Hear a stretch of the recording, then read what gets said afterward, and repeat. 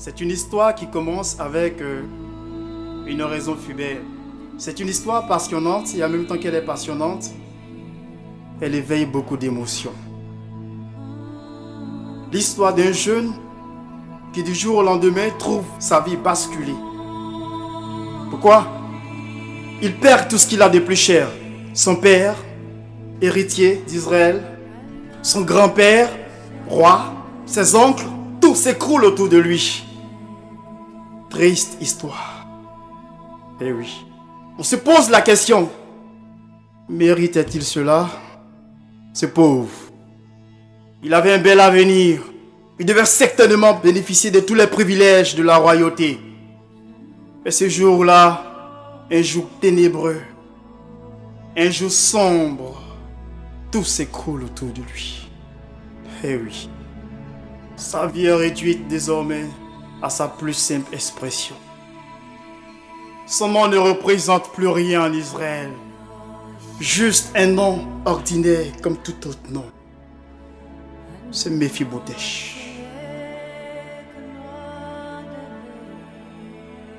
Plus personne n'était autour de lui. Qu'est-ce qu'il devait faire? En fuyant avec sa pauvre gouvernante, il tombe dans cette poussière, dans cette agonie, dans cette souffrance. Il fut perclus des pieds. Incapable pour lui de marcher. Il traîne dans les rues de Jérusalem comme un mendiant. Un prince déchu. Je le regarde et je vois la vie de plusieurs qui s'écroulent en un jour. Des jours ténébreux. Il y en a comme ça dans notre vie. Il y en a comme ça dans notre vie de tous les jours.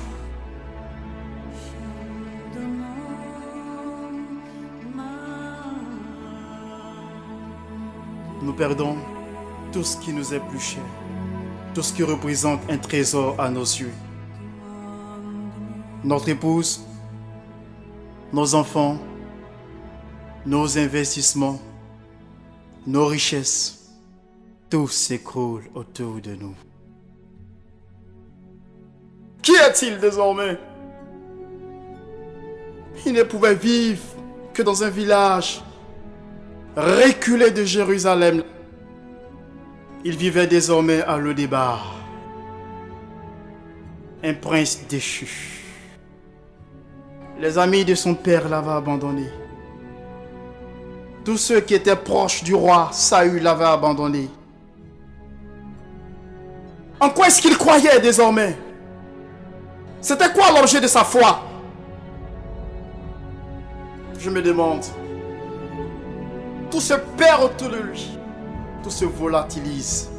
C'est une administration désormais au service du roi David. Ingratitude de ce monde. Il gît sous le couvert de la mendicité.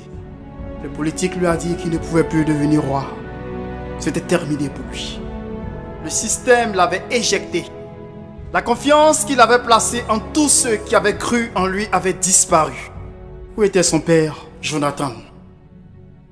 Où était son grand-père, Saül? Il y a des jours où nous regrettons certainement nos proches qui nous ont précédés. Il y a des jours où nous sommes seuls dans notre chambre, pleurant des pertes, pleurant des espoirs partis. La vie est-elle ainsi faite? Je ne le pense pas. La loi des opposés vous dit, s'il y a un jour de tristesse, c'est qu'il y a un jour de gloire. S'il y a un jour de pleurs, c'est qu'il y a un jour de sourire. S'il y a un jour de mort, c'est qu'il y a un jour de résurrection. Le jour de résurrection est arrivé pour Mephibosheth.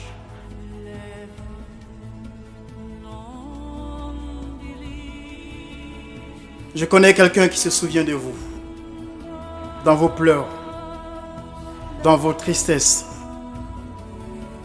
dans vos agonies. Il donne vie là où il n'y a plus d'espérance.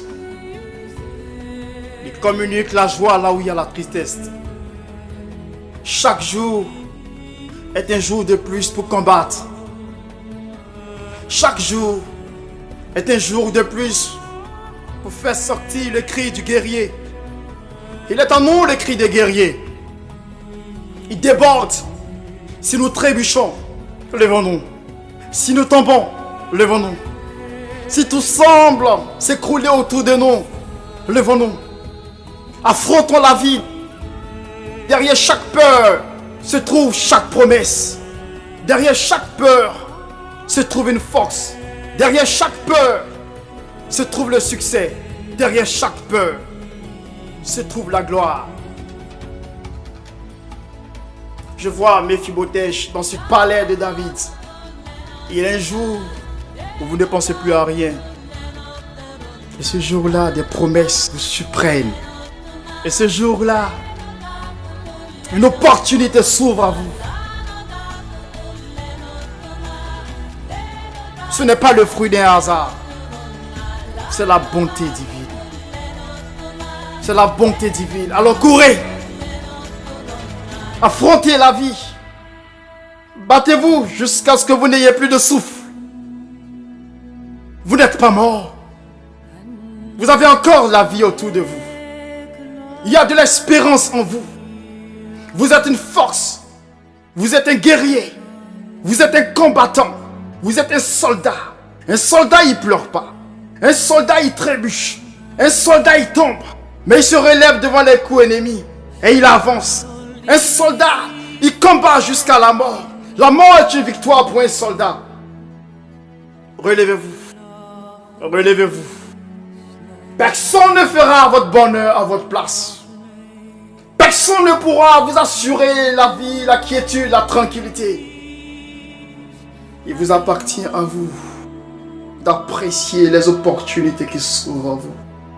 De vous ouvrir au monde. De croire à la bonté de ce monde. Il vous appartient à vous de vous dire que les pleurs d'hier seront les joies d'aujourd'hui. La souffrance d'hier sera la tranquillité d'aujourd'hui. La mort d'hier sera la vie d'aujourd'hui. La tristesse d'hier sera le sourire d'aujourd'hui. Je vois des hommes épanouis. Je vois des hommes qui rayonnent chaque jour, qui affrontent la vie dans leur douleur, dans leur souffrance, dans leurs pleurs. Je vois des hommes qui affrontent la vie et qui savent qu'il y a le héros en eux et qui poussent chaque jour le cri du héros. Il est là le cri du héros. Contemplez-le, avancez, triomphez, car tout est possible en celui qui croit.